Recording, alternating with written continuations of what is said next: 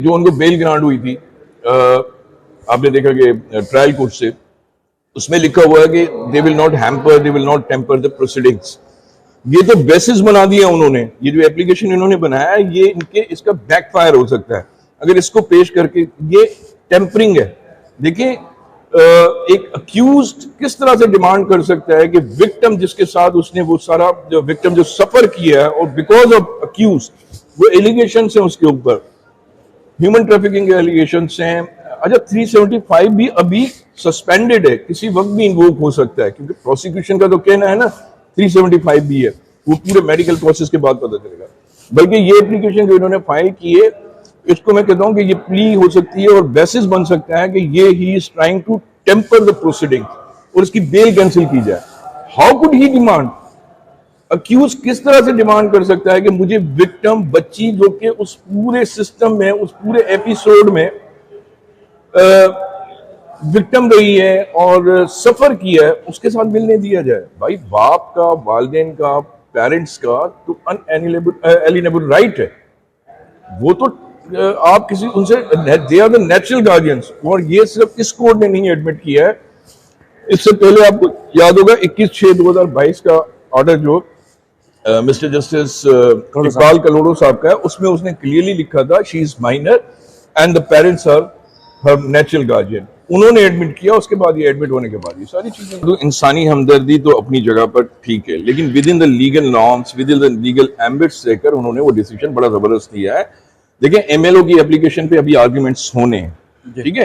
ये एक जिसे कह लेना कि ब्रिज क्रिएट किया गया है कि वो जो लोगों के जहनों में या मुद्दई के जहन में वो एप्रीहेंशन है कि बच्ची के माइंड को जो है वो सल्व किया गया, उसके माइंड को जो है कैप्चर किया गया, तो वो एक काउंसलिंग होगी, वो एक प्रोसेस होगा, और वो जो साइकेट्रिस्ट हैं या डॉक्टर जो आएंगे उसको एक कैथारसिस करेंगे, एक प्रोसेस करेंगे, उसके बाद बच्ची जिस नॉर्मलिटी पे आएगी, उसके बाद स्टेटमेंट को मैं फिर वाजे कर दूं, स्टेटमेंट से शायद गलत कंस्ट्रू हो, not relating to the marriage, क्योंकि वो एज नहीं है, वो स्टेटमेंट की एज ही नहीं है कि मैरिज के बाद। हाँ, स्टेटमेंट के उसके साथ क्या हुआ, इस सारे एपिसोड में क्या तशद्दुद हुआ, क्या मेडिकेशंस हुई, क्या उसके शी हैज गॉन थ्रू, किस प्रोसेस से गुजरी है, कि वो सारा स्टेटमेंट उसके हवाले से थे। बाकी रही बात कि वो परेशान तो उनको होना है, क्योंकि बहुत सारी चीजें खुल के सामने आ जाएंगी उनकी, वो जो क्रिमिनल एक्टिविटीज है वो खुल के सामने आ जाएंगी। देखिए, अवाम को पता है, आप देख रहे हैं कि वो परेशान हर उस स्टेप पे हो रहे हैं, हर उस चीज पे हो रहे हैं जिससे वालिदैन जो है बच्ची के करीब जा रहे हैं। और वालिदैन का बच्ची के करीब जाना और बच्ची का वालिदैन के साथ करीब आना, ये उनके लिए बहुत धमाके की खबर है। मैं एक चीज बता दूं, लोगों का परसेप्शन ये है कि ये शायद फाइनल मीटिंग है और ये एक खाली मीटिंग नहीं, इसके बाद भी मीटिंग्स की रिक्वेस्ट की जा सकती हैं और वालिदैन मिल सकते हैं। अभी तो आपको पता है कि फैमिली कोर्ट में, गार्जियन एंड वार्ड के कोर्ट में एप्लीकेशन सेक्शन 12 की लगाई हुई है, जिसमें मिलने के राइट्स, और ये इस मिलने के बाद उसके चांसेस बहुत ज्यादा हो गए। दूसरी बात, इसके बाद जो स्टेप होगा, अब देखिए, अब वो हेल्थ सेक्रेटरी को भी डायरेक्शंस हैं कि आप किसी फीमेल साइकेट्रिस्ट जिसको जुवेनाइल का, जिसको बच्चों के जिसे कहते हैं कि एक्सपीरियंस हो इस तरह का, उनको अपॉइंट करें, वो प्रोसेस चलेगा। उसके बाद एमएलओ, देखो एमएलओ का कॉन्सेप्ट क्या था ये एप्लीकेशन फाइल करने का, लोगों को थोड़ा भाई वादे कर दें। एमएलओ ग्रांट होने के बाद जो चीज मिलनी है ना, वो इसी प्रोसेस में मिल रही है। ठीक है, वो इस प्रोसेस में। देखिए, एमएलओ में भी यही था ना, टोटल उसका एनालिसिस करना था, साइकोलॉजिकल एनालिसिस करना था, साइकेट्रिस्ट को फाइंड करना था, और वो तो हो रहा है।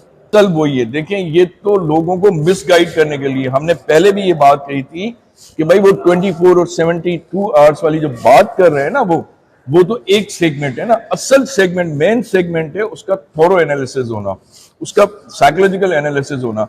वो उस नॉर्मल कंडीशन में आकर बताएगी कि उसके साथ क्या क्या हुआ। अगर वो खुद आकर बता देती है कि मेरे साथ ये जबरन हुआ है या मुझे अंडर टॉर्चर रखकर ये चीजें की गई हैं, तो वो पर्पस तो उसमें भी सर्व हो जाता है। तो ये कहना कि वो चीजें, भाई वो चीजें एक तो मेडिकल साबित करता ना, एक तो लड़की खुद स्टेटमेंट अगर नॉर्मल कंडीशन में आकर दे देती है तो वो चीजें प्रूव हो जाती हैं। ठीक है, तो असल जो चीज थी, पर्पस जिसका था, जैसे एप्लीकेशन फाइल करने का purpose is almost more than 90% is serve. Nature of the case तो बिल्कुल अलाउ नहीं करती है। उसके अलावा भी criminal dispensation of justice system में अक्यूज जो है ना, ये डिमांड नहीं कर सकता कि जिसके साथ जो एलिगेशंस उसके ऊपर हैं, उन एलिगेशंस को सामने रखते हुए आप विक्टिम से मिलने की डिमांड करें, किस बुनियाद पे कर रहे हैं? ना तो आप नेचुरल गार्जियन है, वो जो एक नैरेटिव बिल्ड किया जा रहा था ना कि शादी के बाद नेचुरल गार्जियन, अरे बाबा शादी वो इटसेल्फ इनिशियली जो है ना, उसका इनिशिएटिव जो था ना, वही गलत बुनियाद पे था। बिल्कुल। तो वो मेरा अगेन आई वुड से कि इसको बेसिस बनाकर आप ये प्ली रेस कर सकते हैं कि भाई ये तो टेम्परिंग कर रहे हैं, और आपने कोर्ट बेल का ऑर्डर पढ़ा होगा, कहीं भी ये शुबा होता है कि वो टेम्परिंग करने की कोशिश कर रहे हैं तो इसकी बेल कैंसिलेशन उसी कोर्ट में जाया जा सकता है। ठीक है, ये it amounts to the tampering in the जैसे कह लें कि प्रोसीजर, क्रिमिनल प्रोसीजर, तो वो डिमांड कर ही नहीं सकता। ना सिर्फ इस नेचर को केस को देखते हुए, बल्कि किसी भी क्रिमिनल केस में जिसके अगेंस्ट, भाई ये थोड़ी है कि कुछ केसेस होते हैं जो कंपाउंडेबल होते हैं, कुछ केसेस होते हैं non compoundable. It's a non compoundable. Compoundable में तो ये होता है कि चले विक्टिम जो है उनके साथ कंप्रोमाइज के लिए वो अप्रोचेस कर सकते हैं। ये नॉन कंपाउंडेबल केसेस है, इसमें आप बात भी नहीं कर सकते हो आगे से, ना विक्टिम से ना विक्टिम के रिलेटिव से आप उनके।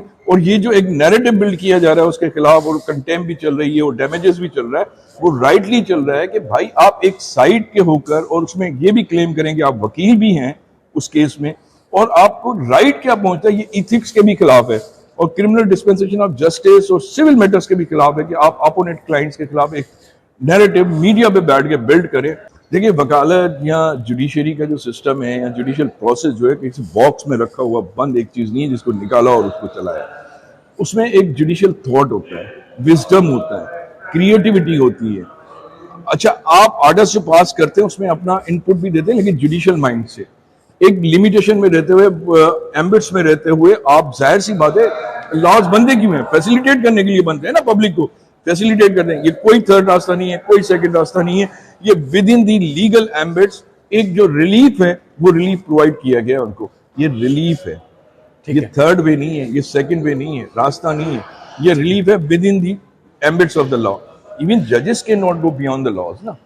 ये जो कह रहे हैं थर्ड वे निकाला है, सेकंड वे निकाला है, रास्ता निकाला है, ये कंटेम्प्ट कर रहे हैं, क्योंकि कानून में है आर्टिकल 175 सब आर्टिकल 2 में कि इवन जजेस can not go beyond the laws. ठीक है, ठीक है। जब जजेस नहीं जा सकते, आप ये एक नैरेटिव बिल्ड कर रहे हैं कि जजेस बाहर जाकर कोई थर्ड वे निकाला, तो ये कंटेम्प्ट कर रहे हैं आप। ठीक है, ठीक है ना, ये नैरेटिव ही गलत है।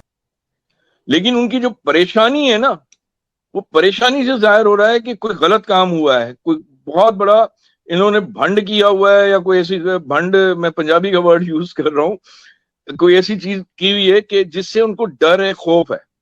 एक ऑर्डर ओरिजिनल ट्रायल कोर्ट से हुआ है। ट्रायल कोर्ट में दोनों पार्टीज को सुनकर, लेंथ में सुनकर, उनको बाकायदा टाइम देकर, दोनों पार्टीज को कोर्ट ने हर पॉइंट को, अगर आप उसमें बेल में भी देखें, चार्जशीट का भी देखें, एमएलओ के ऑर्डर को भी देखें, हर पॉइंट को एक्सप्लेन किया है। जैसे मैंने कल कहा था ना, एपिस्टेमिक अप्रोच रखी है, एकेडमिक अप्रोच भी रखी है, और उनको समझाने की कोशिश की है। अच्छा, एक ऑर्डर पास हो गया, जेन्युइनली पास हो गया, on the point of law पे पास हो गया, वो इंटैक्ट है, वो ऑर्डर है, अभी भी है।